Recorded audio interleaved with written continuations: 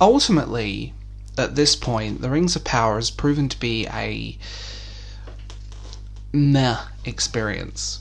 But it's always been interesting from the very get-go. There are a lot of people that just came out before casting, before anything was done. And once you start going back through this timeline, I think The Rings of Power is a lesson in how to alienate your audience. Alienate the people that should be consuming your product.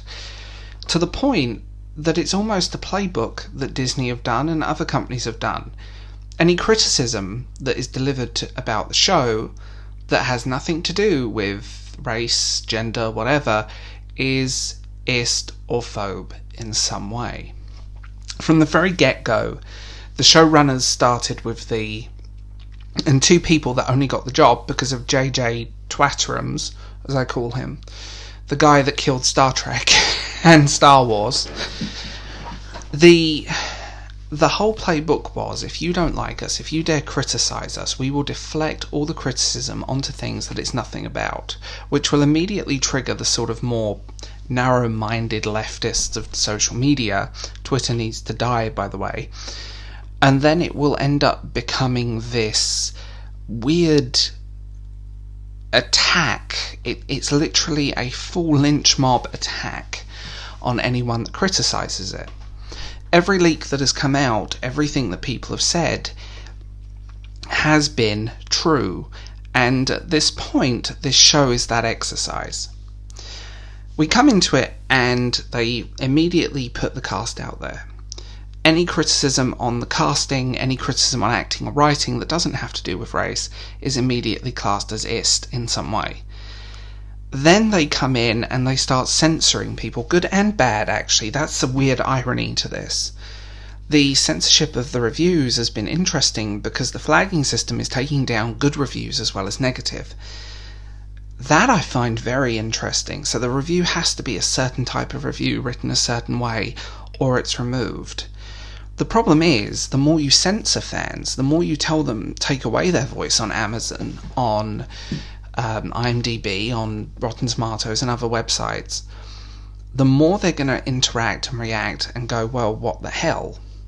When I first started making videos on The Rings of Power, I got a lot of comments like, well, you're going to delete this episode when it's good, or, oh, it's going to blow everything out the water.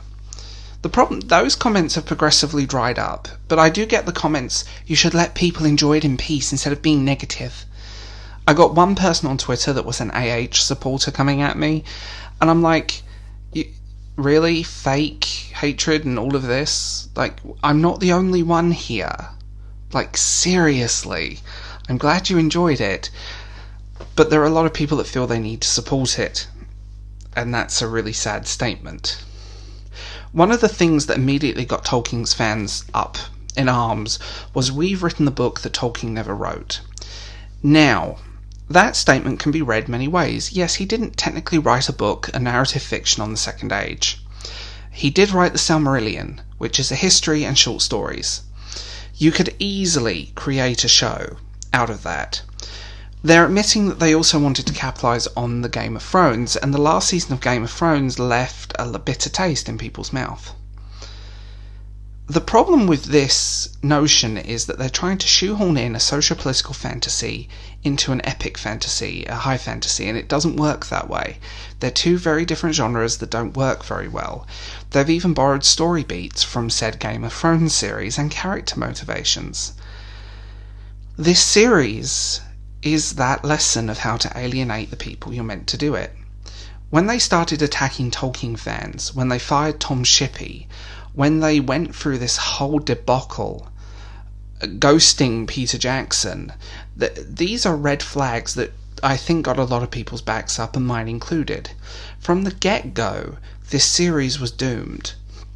And seeing this sort of alienation of the audience and the changing tact of marketing is also hilarious. They went from, we want to make a next phenomenon, we're making the next Game of Thrones, to, oh, this is intended for a small niche audience. You know, $1 billion television series is intended for like 20 people. Amazon openly lying and skewing the numbers when there are countless sources now that are coming out with the real numbers. Even illegal downloads of the Rings of Power are obsessively low next to other things.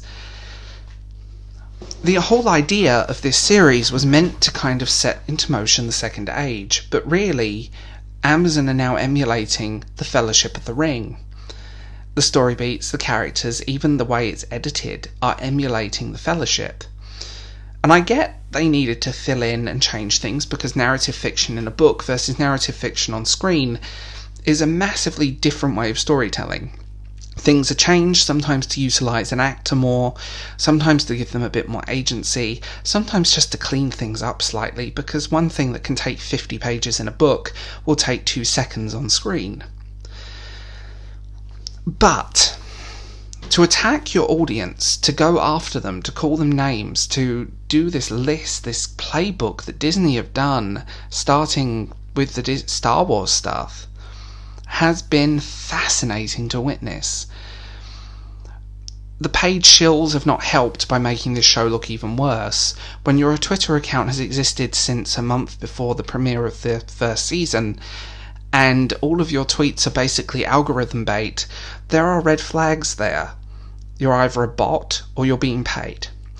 Paying influencers, the whole superfans thing. Chanel Williams, for example, she admitted that she didn't watch it and hasn't watched it. That's an interesting statement from an air quotes Tolkien superfan who they didn't know anything about it. That was edited and retaken and very much a staged chat. It didn't actually have any... It wasn't actually real, and that's one thing that I find very interesting. When they started going after the fans and now attacking Tolkien himself and misrepresenting Tolkien's works, throwing words like fascist and otherists and misogynist and all the other buzzwords right now, they obviously don't understand his work or the characters. Misrepresenting characters that are held very dear by Tolkien fans and even more casual fans that have only seen the movies, and changing the history of Middle-earth in fundamental ways which strips the ability to tell the Lord of the Rings story, which is a whole other thing. I feel like they could have gone in, and if they wanted to do a socio-political fantasy, they could have just done The Fall of Numenor. They have the rights to that. They could have told that story very easily, with a diverse cast, free of a lot of the Middle-earth and the other realms of Middle-earth as well. But they're not that smart. This show is content. It is not a show. It's not television. It's content for a streaming service. It's a throwaway book haul by a booktuber. It's content to fill a gap. The issue is, once you start attacking the fans, and even the normies are turning on this show, a lot of people say, well, I've watched a few episodes, but it just was so slow. Like, the fact that I'm seeing the normies now state this stuff and go, well, it's not that good. And now with publications like Forbes opening their mouths, and as much as I detest that guy that wrote those articles, he's very much right, despite probably, allegedly, being paid to write good things to start with. The Rings of Power, the people that have made it, don't care. And to hire nobodies that literally got that job because of this series killer, they went straight in on that offensive and that attack. They're deflecting the criticism that if you dare criticise the writing, the pacing, anything about this show, you are some ist of some kind. Ultimately, this alienates the audience, and the audience can't engage with it because they're being attacked, called stupid, being harassed by the people that made the show, and being harassed by so-called fans. Even negative and positive opinions are now being censored to the point that no one can really talk about it on main platforms and review sites. They created a lifeless show with a bunch of hacks, attacked the audience, and now the audience aren't engaging with it, and they're still in this defense mode, calling the fans outright evil, calling Tolkienist. Like, if you find the source material that problematic, maybe you shouldn't have adapted it in the first place. If you wanted to tell a diverse fantasy story, maybe you should look at things like Dragon Age or Oblivion, the Elder Scrolls I should say, because this doesn't work. And ultimately, them not having the rights, and I see this excuse come up a lot in my videos and in my comments, well, we're doing this show and, well, they're doing the best they can with what they've got. Well, that's the problem. They don't actually have the rights to the real prequel. They have the rights to the footnotes.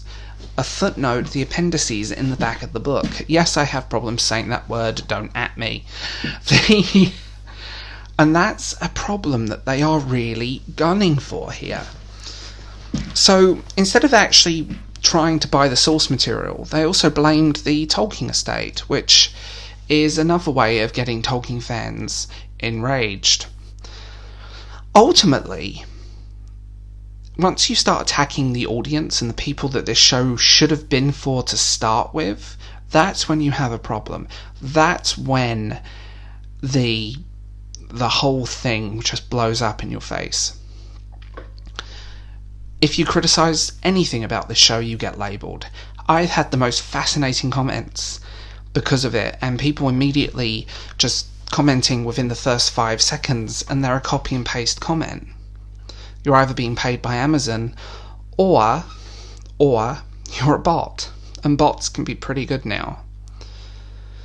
Rings of Power ultimately exists as a lesson of what not to do, and the problem is Amazon have actually done some good stuff.